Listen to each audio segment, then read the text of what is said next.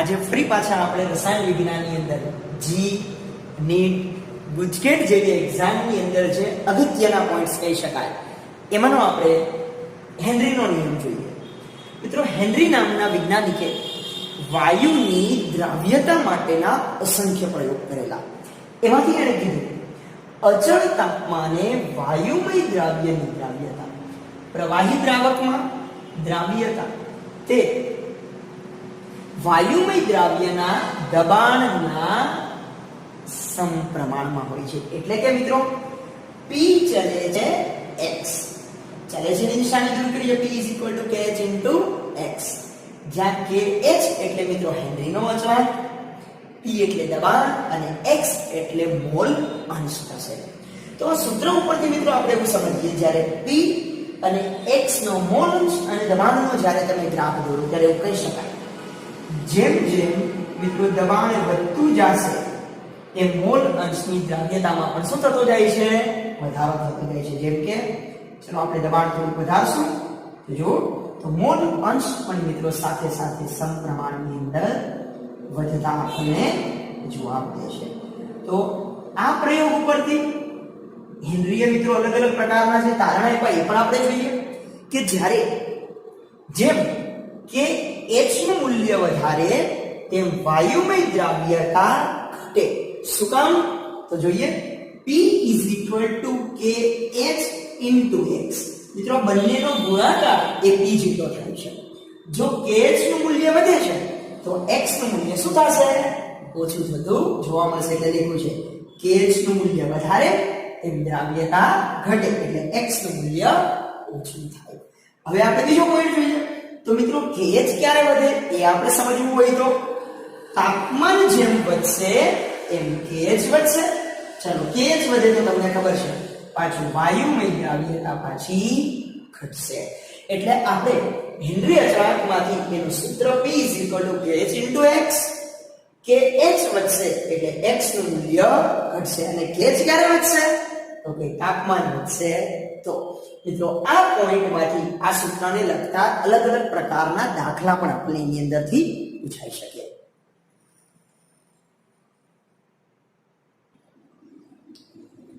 ચલો વિદ્યાર્થી મિત્રો, આપણે હેનરીના જે નિયમનું સૂત્ર હતું P kh x એના ઉપરથી એક્ઝામ્પલનો અભ્યાસ કરીએ.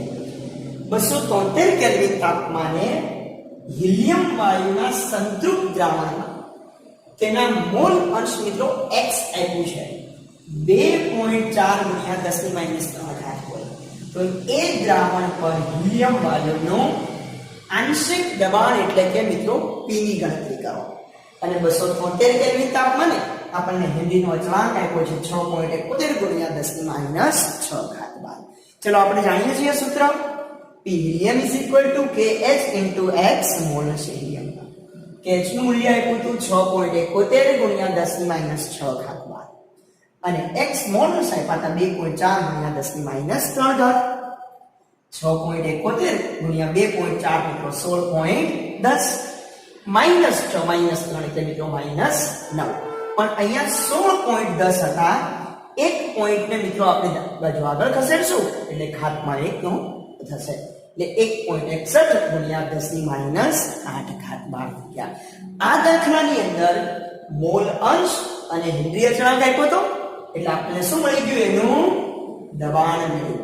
પણ બીજી રીતે મિત્રો જો દબાણ અને મોલ અંશ આપ્યા હોય તો પણ મળી જશે હેનરી અચળાંક. અને ત્રીજી રીત મિત્રો જો દબાણ અને મિત્રો આપણને x આપ્યો હોય તો હેનરી અચળાંક મળશે. અને મિત્રો દબાણ અને હેનરી અચળાંક આપ્યો હોય તો આપણે x એના મોલ અંશની ગણતરી પણ આ જ પદ્ધતિ દ્વારા કરી શકીએ.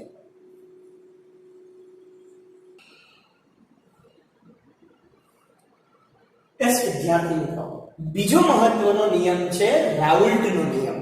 પણ આપણે જાણીએ છીએ રાઉલ્ટમાં ફરી પાછા બે નિયમ આવશે. એમાંથી પહેલો નિયમ આપણે દાખલા તરીકે સાબિતી તરીકે જોઈએ. કોઈ પણ દ્રાવણ માટે તેના પ્રત્યેક બાષ્પશીલ ઘટકનું આંશિક દબાણ મિત્રો તે ઘટકના મોલ અંશને સમપ્રમાણમાં જ હંમેશા હોય. યાદ રાખવું. હવે રાઉલ્ટમાં પાછા મિત્રો બે નિયમ છે. એક નિયમ આવશે અબાષ્પશીલ દ્રાવ્ય પ્લસ બાષ્પશીલ દ્રાવક. એટલે એનો મતલબ શું થયો? જે બાષ્પ બને છે એ માત્ર ને માત્ર દ્રાવકની જ બને છે, કારણ કે દ્રાવ્ય તો કેવો છે? અબાષ્પશીલ હોવાને કારણે. તો ટૂંકમાં આપણે જોઈએ P1 ચલે છે x1, P1 = x1 * P10. P1 - P1 / P10 N2 / N1. મિત્રો વચ્ચે સાદુરૂપની આપણે જરૂર નથી, આપણે માત્ર સૂત્રનું અહીંયા કામ મહત્વનું છે. N2 એટલે દ્રાવ્યના મોલ, N1 એટલે મિત્રો દ્રાવકના મોલ. તો P10 મિત્રો શુદ્ધ દ્રાવકનું બાષ્પ દબાણ -P1 એટલે દ્રાવ્ય / P10. W2 એટલે મિત્રો દ્રાવ્યના વજન, M2 એટલે દ્રાવ્યનો અણુભાર, W1 એટલે મિત્રો દ્રાવકનું વજન, જ્યારે M1 એટલે શું થઈ ગયો? તો કે દ્રાવકનો અણુભાર. આ મિત્રો સૂત્ર યાદ રાખવાનું છે અબાષ્પશીલ દ્રાવ્ય અને બાષ્પશીલ દ્રાવક માટે પૂછાય ત્યારે. આપણે હરેક વખતે એક સૂત્ર ઉપરથી એના દાખલાનો આપણે અભ્યાસ કરતા જશું.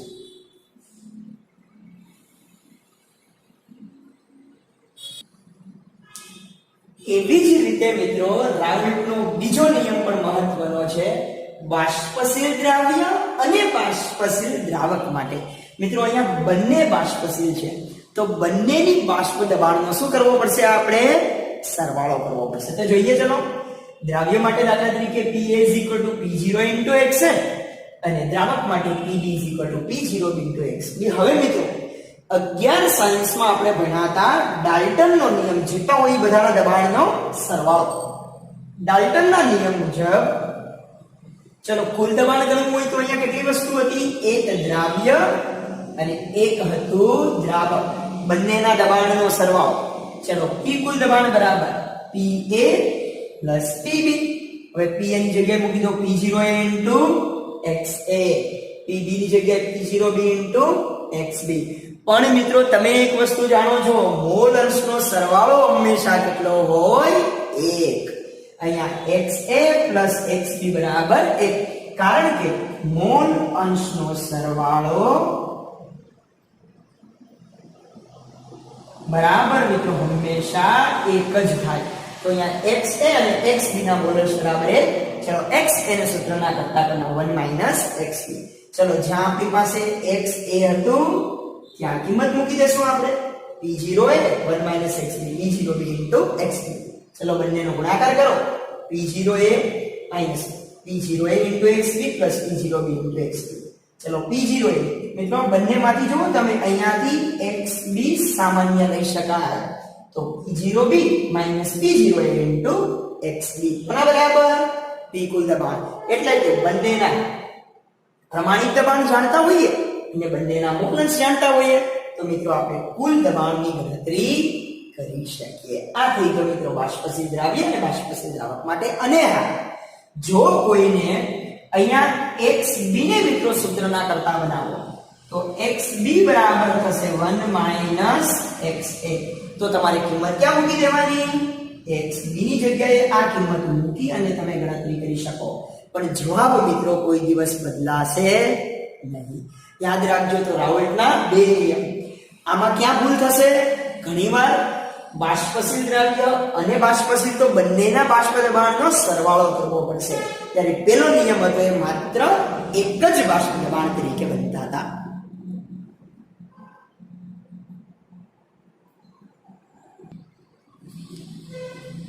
હવે વિદ્યાર્થી મિત્રો આપણે એક પ્રશ્ન જોવાનો છે, આદર્શ દ્રાવણ કોને કહેવાય અને બિન આદર્શ દ્રાવણ કોને કહેવાય?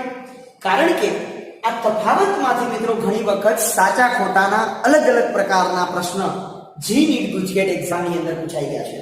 મિત્રો આદર્શ દ્રાવણ કોને કહેવાય? તો કે એવું કહી શકાય છે બધી જ પરિસ્થિતિમાં રાઉલ્ટના નિયમનું પાલન કરતા હોય એને બોલાય આદર્શ દ્રાવણ. જે રાઉલ્ટના નિયમનું પાલન નથી કરતા એ બધા કેમ આવશે? બિન આદર્શ દ્રાવણની અંદર બતાવી શકાય. તો જોઈએ, આદર્શ દ્રાવણમાં ઘટક વચ્ચેની આંતરક્રિયા શુદ્ધ દ્રાવક જેવી જ હોય છે. જેવા શુદ્ધ દ્રાવક હતા એવા ને એવા આપણને જોવા મળે છે. જ્યારે બિન આદર્શ દ્રાવણમાં ઘટક વચ્ચેની આંતરક્રિયા શુદ્ધ દ્રાવક જેવી હોતી નથી, જુદી હોય છે. કદ મિત્રો જ્યારે એક કરતા વધુ પદાર્થનું મિશ્રણ કરો ત્યારે કદ કે એન્થાલ્પીમાં ફેરફાર થતો નથી, એટલે કદ પણ એટલું જ રહે છે. Delta V = 0. અને એન્થાલ્પીનું મૂલ્ય પણ એટલું જ રહે છે ડેલ્ટા H ઇક્વલ ટુ જો જ્યારે બિન આદર્શ દ્રાવણમાં એક કરતા વધુ મિશ્રણનું જ્યારે મિશ્રણ કરો ત્યારે કદ અને એન્થાલ્પીમાં ફેરફાર થઈ જાય છે એટલે કે delta V not equal to 0 કદ હશે એટલું રહેતું નથી અને enthalpy not equal to 0 enthalpy પણ સમાન રહેતી નથી પણ ક્યારે જ્યારે એક કે વધારે વસ્તુનું આપણે મિશ્રણ કરતા હોય ત્યારે દરેક ઘટકો રાઉલ્ટના નિયમનું પાલન કરતા હોય છે કેમાં તો કે આદર્શ દ્રાવણમાં દરેક ઘટકો રાઉલ્ટના નિયમનું પાલન કરતા નથી કેમાં તો કે બિન આદર્શ દ્રાવણની અંદર અને મિત્રો મહત્વની વાત છે જ્યારે દ્રાવણ બને ત્યારે આદર્શ દ્રાવણ હંમેશા એઝોટ્રોપિક મિશ્રણ બનાવતા નથી જ્યારે બિન આદર્શ દ્રાવણ બે પ્રકારના એઝોટ્રોપિક મિશ્રણ બનાવે છે એક તો ન્યૂનતમ ઉત્કલન બિંદુ ધરાવતું હોય અથવા તો બીજું મિત્રો મહત્તમ ઉત્કલન બિંદુ ધરાવતું હોય એવા બે દ્રાવણમાંથી અલગ અલગ રીતે આપણે બનાવી શકીએ તો આ તફાવત તરીકે આપણે જોયું એમાંથી મિત્રો યાદ રાખજો અલગ અલગ પ્રકારના MCQ પૂછાઈ શકે હવે પાછું આવશે બિન આદર્શ છે આદર્શ નથી તો મિત્રો એમાંય પાછા ફરી બે પ્રકાર આવે કાં તો ધન વિચલન અને કાં તો ઋણ વિચલન તરીકે એ પણ આપણે તફાવતના મુદ્દા દ્વારા સમજવાનો પ્રયત્ન કરીશું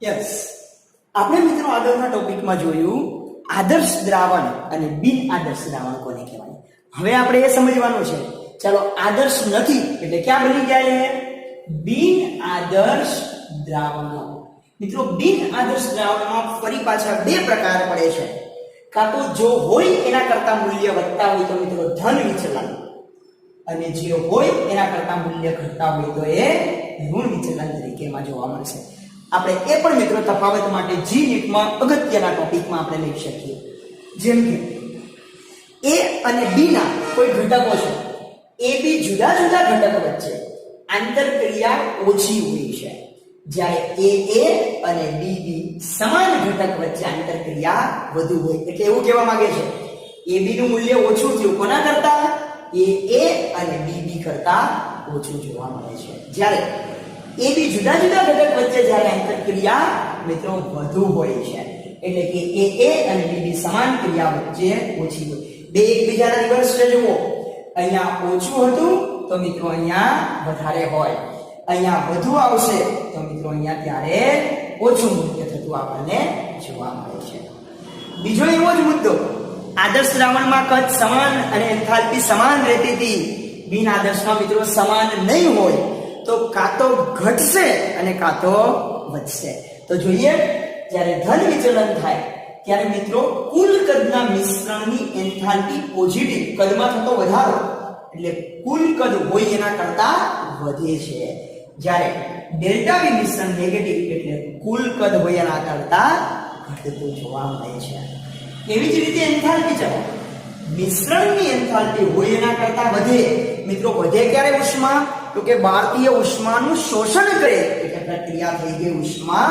શોષણ જ્યારે મિશ્રણની એન્થાલ્પી મિત્રો ઘટે છે ઘટે ક્યારે તો કે પોતાની પાસે જે ઉષ્મા હતી એમાંથી થોડીક એને દાન કરી એટલે મિત્રો પ્રક્રિયા થઈ ગઈ ઉષ્મા ક્ષેપક મિત્રો આ કદ અને એન્થાલ્પી વાળા બંને મુદ્દા વારંવાર મિત્રો અલગ અલગ પરીક્ષામાં પૂછાઈ ગયેલા છે એના ઉપર થોડું વધારે ધ્યાન આપજો હવે આપણે એઝોટ્રોપિક દ્રાવણ ભણ્યા ધન વિચલન હંમેશા ન્યૂનતમ એઝોટ્રોપનું દ્રાવણ બનાવે છે ત્યારે ઋણ વિચલન હંમેશા મહત્તમ એઝોટ્રોપ ધરાવતું દ્રાવણ ધરાવે છે અને હજી મહત્વનો મુદ્દો મિત્રો એના ઉદાહરણ અગત્યના છે ચલો મિથેનોલ અને પાણી જેવા ઉદાહરણ તરીકે મિત્રો એના ઉદાહરણ મહત્વના છે મિથેનોલ અને પાણી કાર્બન ટેટ્રાક્લોરાઇડ અને બેન્ઝીન કાર્બન ટેટ્રાક્લોરાઇડ અને મિત્રો ટોલ્યુઇન કાર્બન ટેટ્રાક્લોરાઇડ અને મિત્રો ક્લોરોફોર્મ આ અલગ અલગ પ્રકારના ઉદાહરણ એવી જ રીતે એસિટોન અને બેન્ઝીન પણ મિત્રો બધા ધન વિચલનમાં આવશે જ્યારે HCl અને પાણી હોય નાઇટ્રિક એસિડ અને પાણી હોય ક્લોરોફોર્મ અને મિત્રો બેન્ઝીન તરીકે હોય જ્યારે એસિટોન અને એનિલિન જેવા ઉદાહરણ ઋણ વિચલનની અંદર આપણને સમાવેશ થશે તો આવી રીતે ઘણીવાર ધન અને ઋણ વિચલનમાંથી પણ અલગ અલગ મિત્રો સાચા ખોટાના કારણ અને વિધાન પ્રકારના પ્રશ્ન એ આપણને આ મુદ્દામાંથી પૂછાઈ શકે.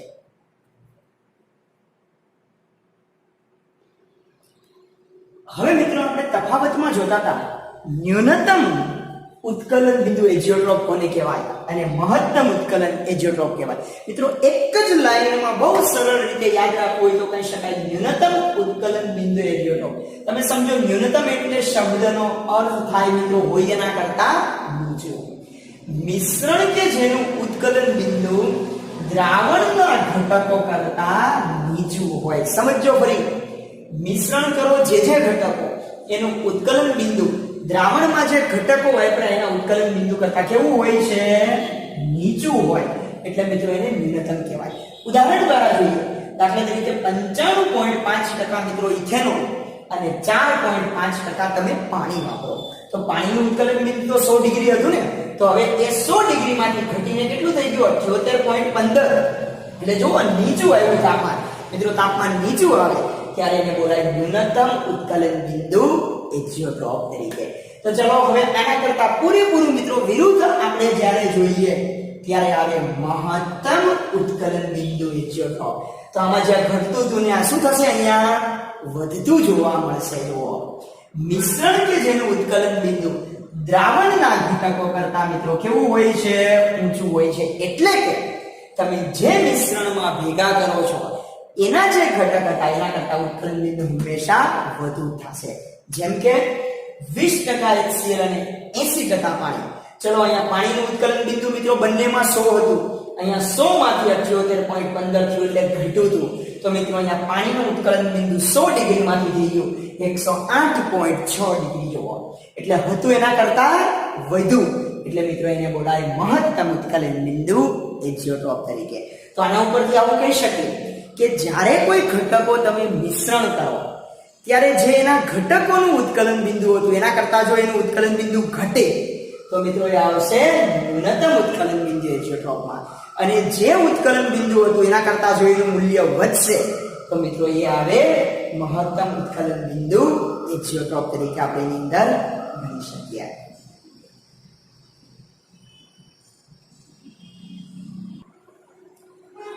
હવે મિત્રો એવો જ પોઈન્ટ આપણે આવશે ઉત્કલન બિંદુમાં થતો વધારો એટલે ઉત્કલન બિંદુ ઉન્નયન એટલે બોલાય ડેલ્ટા ટીબી. કારણ કે ઉત્કલન બિંદુ એટલે મિત્રો બોઇલિંગ પોઈન્ટ એટલે ડેલ્ટા ટીબી થશે. તો વિરુદ્ધમાં ઠાર બિંદુમાં હંમેશા શું થાય? ઘટાડો. તો ઠાર બિંદુ અવનયન એટલે મિત્રો ઠાર બિંદુમાં થતો ઘટાડો. પણ ઠાર બિંદુ એટલે ઇંગ્લિશમાં બોલાય મિત્રો ફ્રીઝિંગ પોઈન્ટ એટલે ડેલ્ટા ટીએફ તરીકે. બંનેના સૂત્ર એક જ સરખા.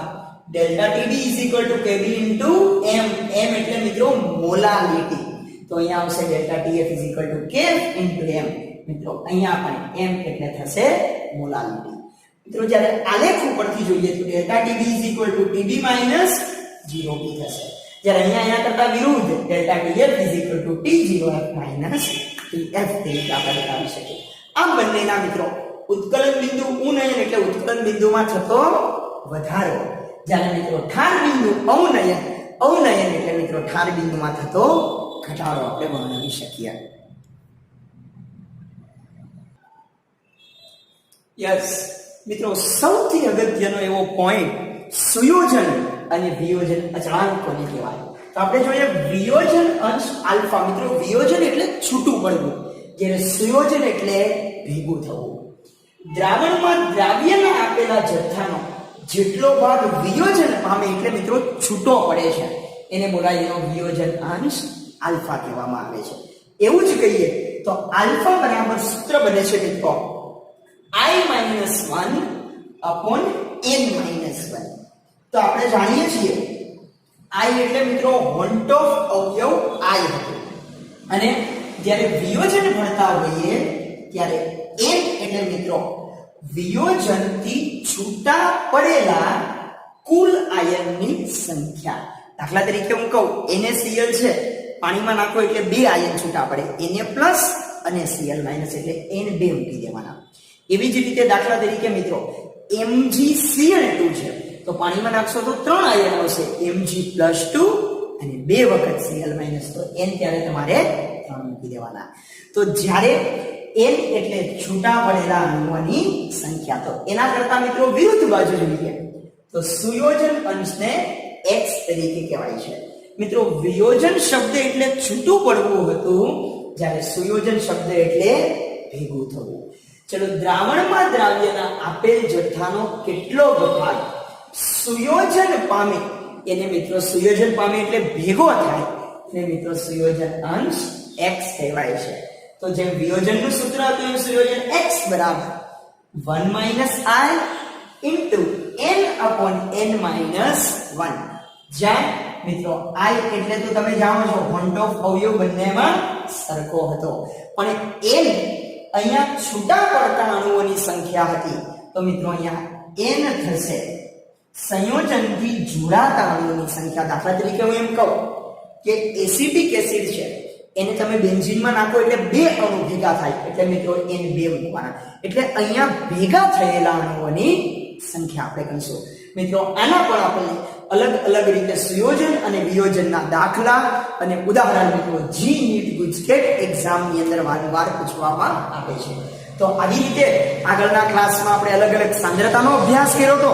આજે મિત્રો રસાયણ વિજ્ઞાનની અંદર દ્રાવણમાં આવતા અલગ અલગ રાઉલ્ટનો નિયમ હોય, હેનરીનો નિયમ હોય, ધન વિચલન, ઋણ વિચલન